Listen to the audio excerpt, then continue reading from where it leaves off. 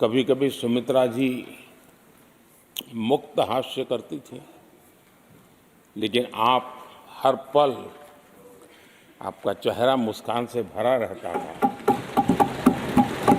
यहाँ कुछ भी हो जाए लेकिन कभी भी उस मुस्कान में कोई कमी नहीं आई।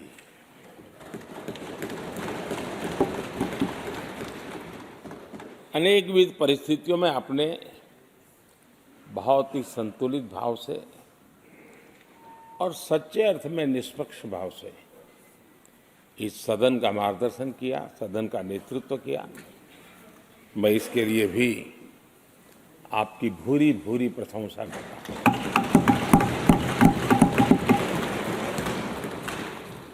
आक्रोश के पल भी आए, आरोप के भी पल आए, लेकिन आपने पूरे धैर्य के साथ इन सभी स्थितियों को संभालते हुए और एक सूझबूझ के साथ आपने सदन को चलाया, हम सबका मार्गदर्शन किया। इसके लिए भी मैं आपका आभारी हूं। आदरणीय सभापति जी, इस 5 वर्ष में इस सदी का सबसे बड़ा संकट पूरी मानव जात ने झेला।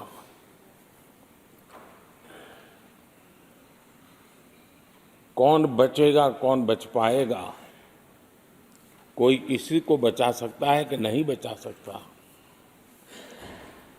ऐसी वो अवस्था थी। ऐसे में सदन में आना, ये भी अपना घर छोड़ के निकलना, ये भी संकट का काल था। उसके बाद भी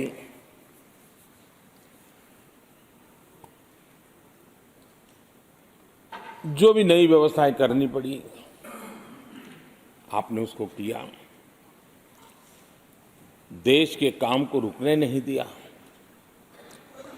सदन की गरिमा भी बनी रहे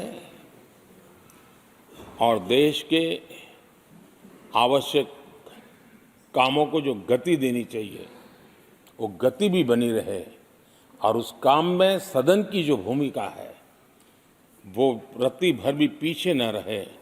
इसको आपने बड़ी कुशलता के साथ संभाला और दुनिया के लिए एक उदाहरण के रूप में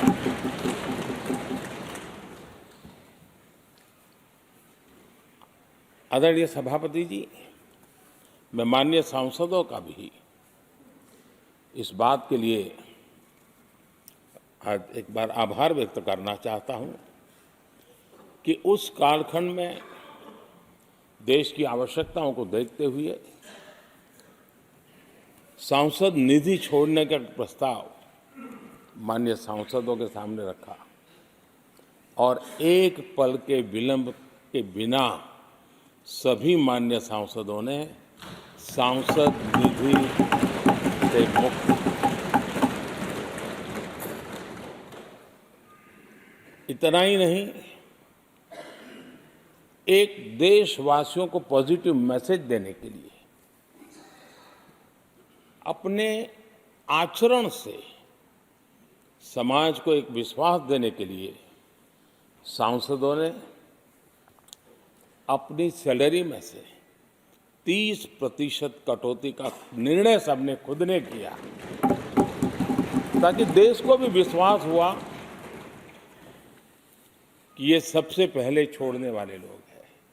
और आदरणीय सभापति जी, हम सभी सांसद बिना कारण साल में 2 बार हिंदुस्तान के मीडिया के किसी न किसी कोने में गाली खाते रहते थे कि ये सांसदों को इतना मिलता है और कैंटीन में इतने में खाते हैं, बाहर इतने में मिलता है, कैंटीन में इतने में मिलता है, बाहर यानी पता नहीं बाहर नोट लिए जाते थे।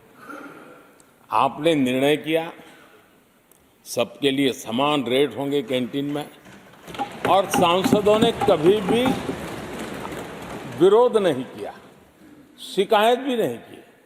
और सभी सांसदों की बिना कारण इतनी फजेत करने वाले लोग मजे लेते थे, उससे हम सबको आपने बचा लिया। इसके लिए भी मैं आपका आभार व्यक्त करता हूं। आदरणीय सभापति जी, ये बात सही है कि हमारे कई लोकसभा के, चाहे 17वीं हो, 16वीं हो, 15वीं हो, संसद का नया भवन होना चाहिए, इसकी चर्चा सबने की, सामूहिक रूप से की, एक स्वर से की, लेकिन निर्णय नहीं होता था। ये आपका नेतृत्व है जिसने निर्णय किया, चीज़ों को आगे बढ़ाया, सरकार के साथ अनेक मीटिंगें की, और उसी का परिणाम है कि आज देश को ये नया संसद भवन प्राप्त हुआ है। आदरणीय सभापति जी, एक संसद के नए भवन में एक विरासत का अंश और जो आजादी की पहली पल थी, उसको जीवंत रखने का हमेशा हमेशा हमारे मार्गदर्शक रूप में ये सेंगोल को यहाँ स्थापित करने का काम, जो भारत की आने वाली पीढ़ियों को हमेशा हमेशा हमें आज़ादी के उस प्रथम पल के साथ जोड़ के रखेगा, और आज़ादी की वो पल क्यों थी हमें वो याद रहेगा, तो देश को आगे ले जाने की वो प्रेरणा भी बनी रहेगी। उस पवित्र काम को आपने किया है। आदरणीय सभापति जी, ये भी सही है कि इस कालखंड में G20 की अध्यक्षता का भारत को मिली। भारत को बहुत सम्मान मिला। देश के हर राज्य ने अपने अपने तरीके से विश्व के सामने भारत का सामर्थ्य और अपने राज्य की पहचान बखूबी प्रस्तुत की, जिसका प्रभाव आज भी विश्व के मन पर है। उसके साथ आपके नेतृत्व में G20 की तरह P20 का जो सम्मेलन हुआ और विश्व के अनेक देशों के स्पीकर्स यहाँ आए, और मदर ऑफ डेमोक्रेसी भारत किस महान परंपरा को लेकर के,